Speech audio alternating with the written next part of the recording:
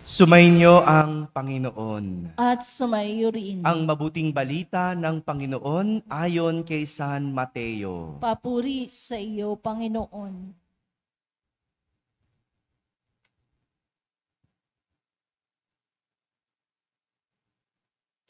Matapos mabusog ang mga tao, agad pinasakay ni Jesus sa bangka ang kanyang mga alagad at pinauna sa kabilang ibayo, samantalang pinauuwi niya ang mga tao. Pagkaalis ng mga ito, umahon siya sa burol upang manalangin. Nag-iisa siyang inabot doon ng gabi. Samantala, nasa laot na noon ang bangka at sinasalpok ng mga alon sapagkat pasalungat sa hangin. At nang madaling araw na'y sumunod sa kanila si Jesus na naglalakad sa ibabaw ng tubig. Kinilabutan sa takot ang mga alagad nang makita nilang may lumalakad sa ibabaw ng tubig. "Multo!" sigaw nila. Ngunit agad siyang nagsalita at sinabi sa kanila, "Huwag kayong matakot. Si Jesus ito."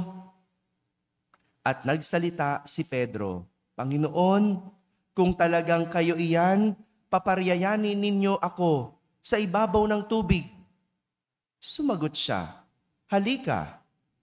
Kaya't lumunsad si Pedro sa bangka at lumakad sa ibabaw ng tubig, palapit kay Jesus.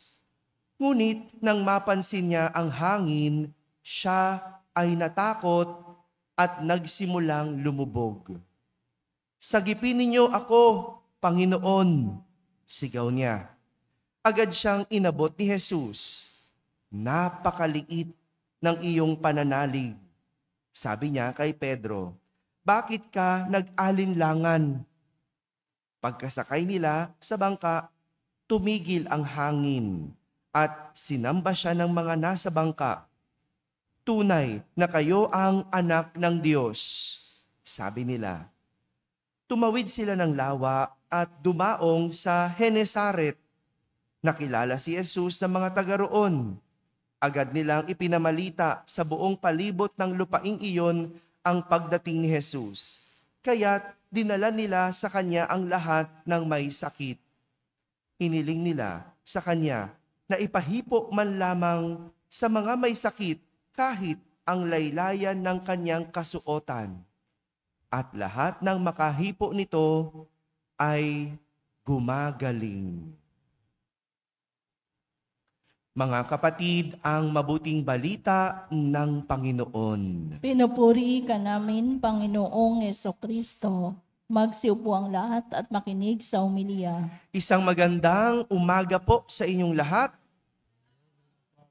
Magandang umaga sa mga nasa barangay, sa mga nasa tahanan na nagsisimba via online at sa lahat ng nasa abroad. Kasama kayo sa aming banal na pagdiriwang dito sa ating parokya. Dalawang aral tungkol sa buhay ang pwede nating pagnilayan sa kwento ng mga alagad ni Jesus nang minsang sila ay maglayag. Sabihin nyo nga po, maglayag. Sino po ba nakasakay na ng bangka dito? Ay, hindi pa kayo? O, taas kamay, tinatanong ko kayo, sino nakasakay na ng bangka? O yan, ako. O. Yung hindi pa nakasakay, taas kamay. Kaya wala silang idea. No? O di bale, no? Dalawang aral ang pwede nating matutunan. O ito. No? Una ay ang pagsalpok ng alon sa bangka dahil pasalungat ang hangin. Sabihin nyo nga po, pasalungat. Ibig sabihin, ibang direksyon. Salungat. Kontra ang direksyon. Kung ito ang tamang direksyon, anong pasalungat? Yan, paganto. No? Opposite. Di ba? Yung andito ang hangin, pero andito ang bangka, paganon. Pasalungat. Kapag ang isang paglalakbay o paglalayag ay pasalungat, at hindi umaayon sa kumpas ng direksyon. Bukod sa hindi makakarating sa pupuntahan, ang bangka ay maaaring mapunta sa kung saan-saan. Mahihirapan kasi pasalungat eh. Kung dito ang hangin at dito ka naglalayag, ang gulo. Hindi ba? Ganyan sa paglalayag sa buhay.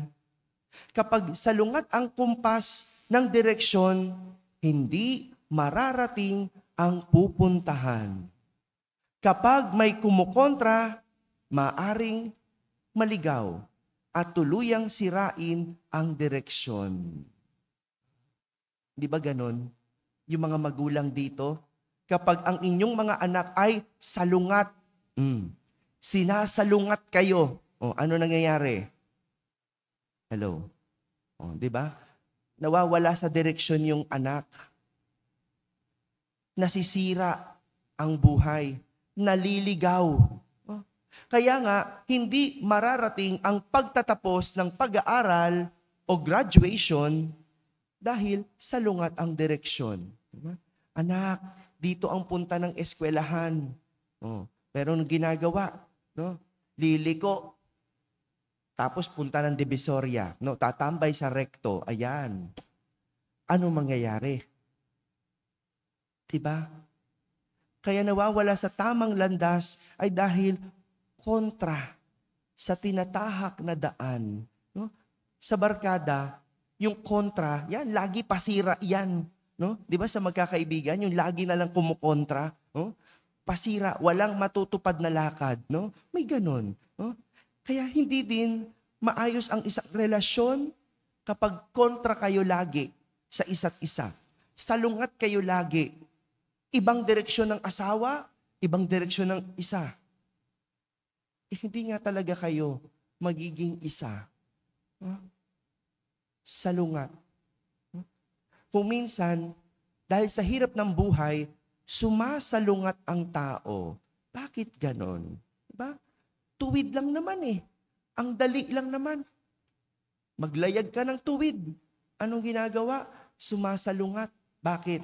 Akala nila nakaka-shortcut. Yung magtinda ka lang, sige. Huwag ka man dadaya.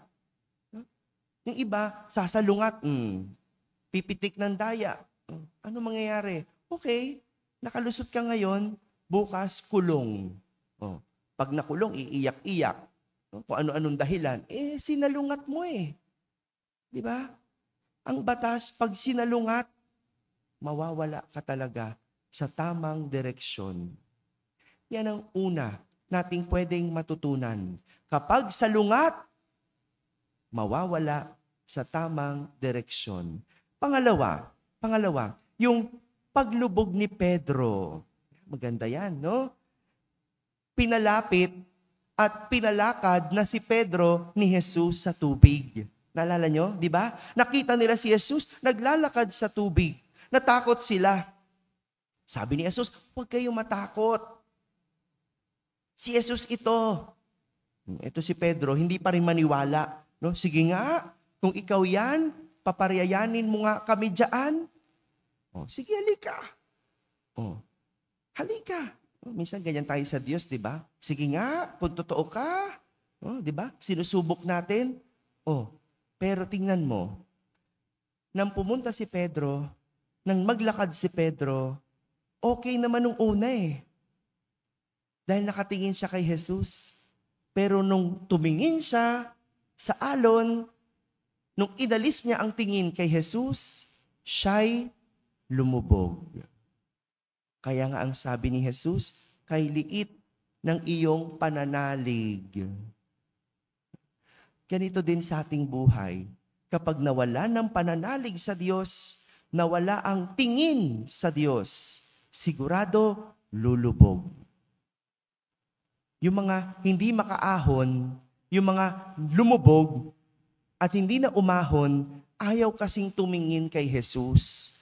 Yung ang hirap-hirap na, ayaw pa magsimba. May sakit na, ayaw pa. Ayaw pa magbalik loob.